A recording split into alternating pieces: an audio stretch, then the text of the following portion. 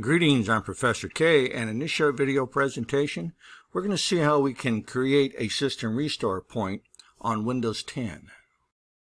System Restore will create checkpoints automatically when it detects system changes, but if you're about to make significant modifications to your installation, it's always recommended to create a restore point manually. And so to begin this process, again, we're going to use the search bar, and we're just going to type in the word create. And from the options that we have given to us, let's select the first one, which is create a restore point.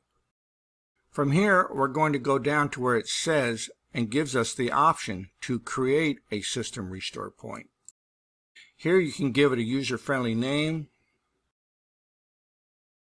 And now you can click on the create button.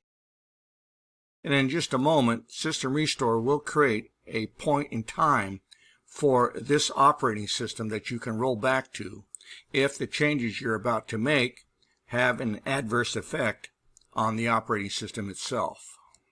Now, once the system restore point has been generated, you will get a message stating that the restore point was created successfully. Just go ahead and close, and you can say OK to that.